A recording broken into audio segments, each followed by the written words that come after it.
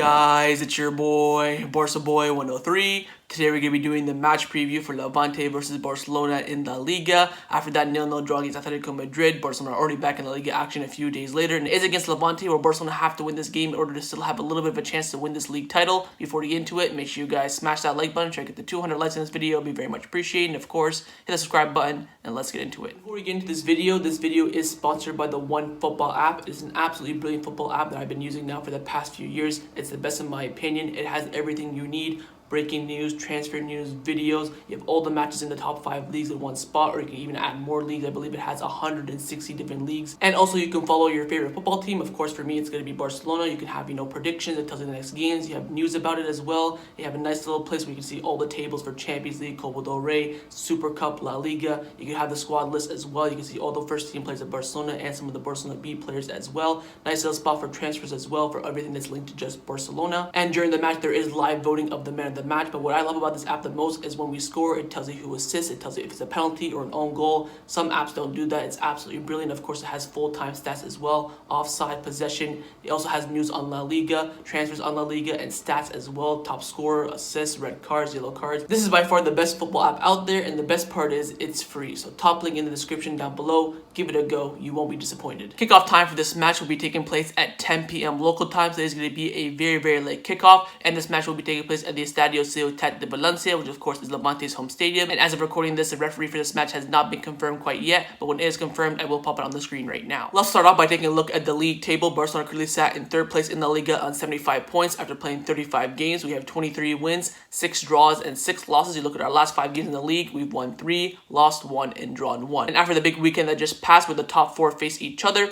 we're back to square one. All the games were a draw. Real Madrid and Sevilla tied 2-2, but Sevilla were 2 minutes away from winning the game, which is very, very frustrating. And Atletico Madrid and Barcelona, of course, drew 0-0. So we're back to square one. Everyone's in the same spot, and the league title at the moment is currently in Atletico Madrid's hands. If they win the remaining 3 games, they will be champions, and Barcelona and Real Madrid have to rely on each other to drop points. So in order for Barcelona to win this league, we need Real Madrid firstly to drop any sort of points, whether they draw or lose, and we need Atletico Madrid to draw twice or lose 1 game. That's going to be very, very difficult, but right now the league title seems to be slipping from Barcelona's hands. If you take a look at the top 4 teams in La Liga and who they face this midweek in La Liga, Sevilla take on Valencia at the Ramon Sanchez Pizjuan, Atletico Madrid face Real Sociedad at the Wanda Metropolitano, and Real Madrid have to travel to Granada. But the good thing is that Barcelona do play first. Barcelona play on Tuesday, Sevilla and Atletico Madrid play on Wednesday, and then Real Madrid play on Thursday. Now I do think that's quite unfair from La Liga. They gave Barcelona on the Tuesday when they gave Atletico Madrid on the Wednesday, so they're getting that 24 hours extra rest, extra recovery, and Barcelona have a very, very quick turnaround, so I do think that's unfair from the league. But then again, we will get that extra rest afterwards when we have all the games on Saturday. But nonetheless, they all have very, very difficult games. Of course, Valencia a very strong team. Real Sociedad could be a very strong team. I do think if they win this game, they will go on to win the league. Real Madrid are going away to Granada. They're probably going to win that game because we all know teams that beat us don't really beat our opponents when we need to. But Sevilla versus Valencia will be a very interesting game. And if you take a look at our opponents in Levante for this match, they're all the way down in 14th place in La Liga, so not doing too well for their standards. It should be around maybe 10th place or 9th place. They have 39 points after playing 35 games. They have 9 wins,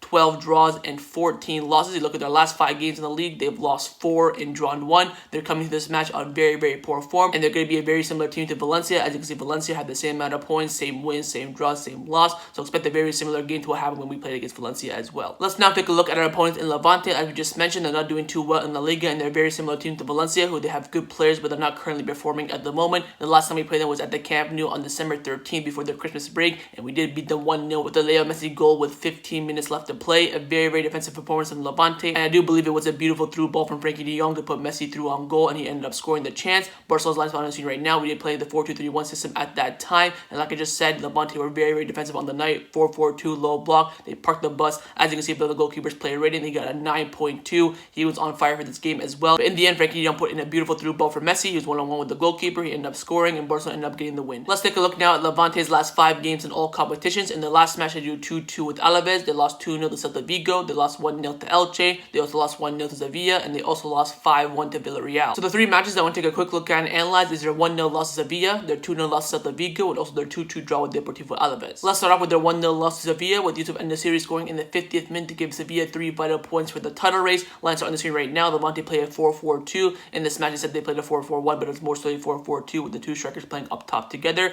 Again, Levante very defensive. They were at home. They were just trying to hit Sevilla on the counter-attack, but a nice goal from Yusuf En-Nesyri, and after that, they kind of sat back Sevilla. They didn't want to, pressure them too much because they know Levante is very strong on the counterattack. In the end, Levante couldn't break them down, and Sevilla got 3 vital points. Now let's take a look at their 2-0 loss to Celta Vigo, with Mendes and Solari scoring in the second half to give Celta Vigo the win. Lineups on the screen right now. Levante in this match ended up playing a 3 at the back. Don't expect that against Barcelona. They're going to definitely play that 4-4-2 against us, but in this game, they tried to experiment with some of the injuries that they had. In this match, it was very, very even up until halftime. In the second half, Celta Vigo's quality showed up. Iago Aspas, Santi Mina, Dennis Suarez in that midfield as well. They got the 2 goals that they needed. After that, they just dropped back a little bit, and Levante couldn't break them down again, and Celta Vigo ended up getting the win. And lastly, let's take a look at their 2-2 draw with Deportivo Alaves, with their captain Morales for Levante getting a brace in this match, and Pedri, Pons, and José Luis going for Deportivo Alaves. Again, lines on the screen right now. Levante again going back to their natural 4-4-2 in this game. In the first half, they were absolutely dominant. They went 1-0 down, but then their captain Morales came in with the brace just before halftime. They're going into halftime with the lead. Second half, their game plan was just to sit back and soak it all up, and then José Luis came in the 88th minute to salvage a point for Deportivo Alaves in the last second. Levante lost out on 3 big points, and in the end, the points were shared. So overall, in Levante, they are a very decent side in the league, very, very experienced. They're similar to Valencia. Right now, they're not doing too well for their standards, but they can always turn up at any given moment. And of course, their manager, Paco Lopez, is very, very well experienced in La Liga as well. He's been with Levante for a few years now, and he understands the system that they want to play. And the 2 players I look out for in this game are their 2 strikers up front, and Roger Maratti, and also their captain Morales up front. They're very, very dangerous. If you give them time and space in the final third, they will punish you on the counterattack. But one thing I want to mention about Levante is that their last games against Atletico Madrid and Real Madrid, they actually won both. At the one with the Metropolitano, they beat Atletico Madrid 2-0, and also at the Alfredo Di Stefano Stadium against Real Madrid, they did beat them 2-1, although Militao got an early red card. But the point is that Levante went away to 2 big teams in Real Madrid and Atletico Madrid and got all 3 points. So don't underestimate Levante. They're a very, very strong team. So Barcelona have to be super careful in this match, and also don't underestimate them. Let's take a look now at the squad list. The squad list has been released and confirmed, and as you can tell from the background from the squad list, we will be wearing the pink kit for this match for the first time since January 27.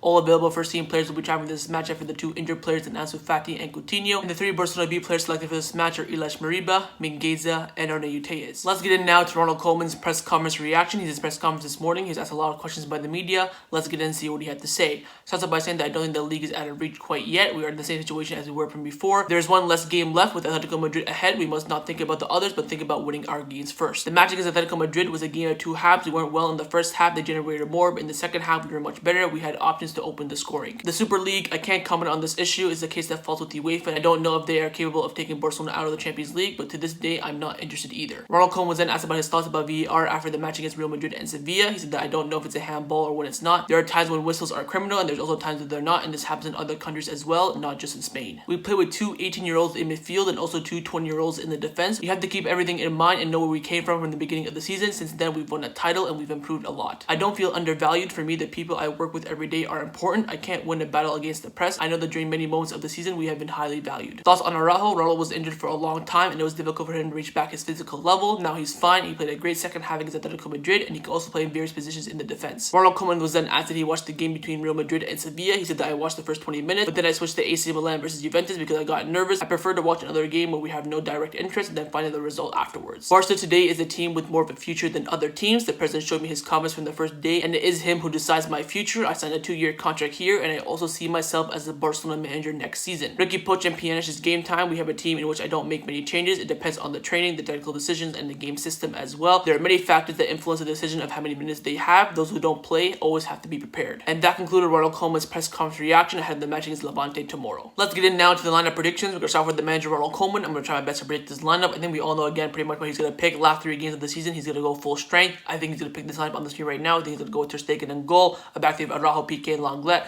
Wing back being Roberto and Jordi Alba. 3 midfielders are going to be Busquets, De Jong, and Pedri. And the 2 strikers up front are going to be Messi and Antoine Griezmann. So from the Atletico Madrid lineup, I think Ronald Koeman will make 2 changes. Firstly, bringing in Araujo for Mingueza. Mingueza was very poor in that first half. Araujo came in the second half and was very, very solid. So I definitely think that Araujo will be starting at right center back, and at right wing back, I do think he'll bring in Roberto for Dest. I think Dest, wasn't that bad against Atletico Madrid, but I think Koeman's mindset is going to be bringing in experienced players, and he's going to bring in Roberto at right wing back. I think that's pretty much set in stone. Also to consider, I did rotation in this game as well. Again, everything else set in stone. Pique, Lenglet, no one's challenging them. The 3 midfielders again, Ricky Puig not coming in. Maybe we could see Pjanic, but I highly doubt that. We could maybe actually see Ilaix Moriba starting in this game, but again, highly doubt that as well. Messi and Griezmann as front again. Depay not really challenging. Trincao, I wouldn't mind him starting Braithwaite in this game, but I don't think he will. And again, left wing back Jordi Alba set in stone. But also keep in mind that Jordi Alba, Pique, Mingueza, Messi, Griezmann, and De Jong are all one yellow card away from being suspended for this game. So Ronald Koeman definitely has to look out for that, but I think this is the line that Ronald Koeman's going to select for this match. Let me know down below what you think Ronald Koeman's going to go with. Now I'm going to show you guys my lineup, what I would do if I was a Barcelona coach, and that line's on screen right now. I'd go Ter Stegen in goal, a back three of Araujo, Pique, and Lenglet,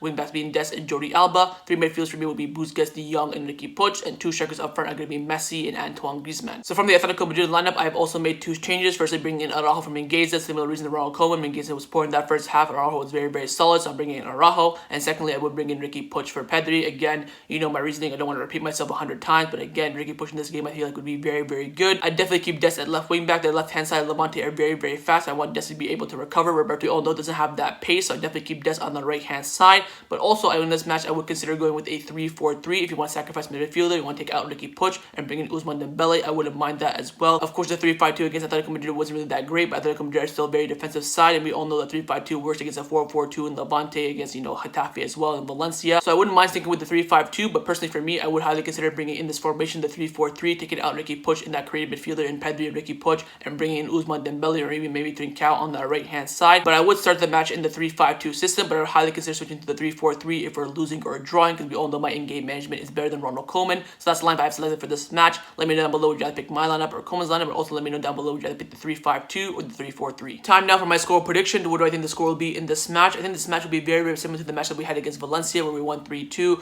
4-4-2, low block, and a very decent side as well in Valencia. Levante going to be the exact same thing. They're very, very experienced. They're a very strong team in the league. They've been in the league for a long time. I think Barcelona will struggle at the start of the game, similar to the match against Valencia, you know, getting some time in the game, getting the rhythm of the match as well. But overall, I do think Barcelona will win this game, and I'm going to go with Barcelona win this game by 2-0. Ter Stegen is coming into this match on great form, so I think we'll end up keeping a clean sheet. And of course, Barcelona do play first out of the top four, so we have to win this game in order to put pressure on the other teams, Atletico Madrid, Real Madrid, and Sevilla as well. So I'm going to go with Barcelona win this match by 2-0. Let me know your score predictions down in the comments below. So that was my match preview for Levante versus Barcelona. Hopefully you guys enjoyed it. If you did, make sure to leave a like. Let me know your thoughts down below, of course, on everything we discussed. But the main thing I want to know is what's your score prediction and where to pick my lineup or Koeman's lineup. And make sure you guys hit the subscribe button. And I'll see you guys tomorrow for the live watch along. Set them on the screen. Come and join me and watch the game with me. Follow straight after the match by my match review. And also, by the way, make sure you guys join my Discord. Link is down below. 24-hour Barcelona chat with all fans around the world. I'm going to be there before and after the game as well, talking with all you guys. So make sure you guys join that. And I'll see you guys tomorrow for the big match.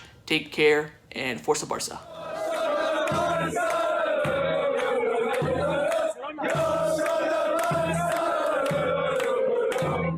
Yeah.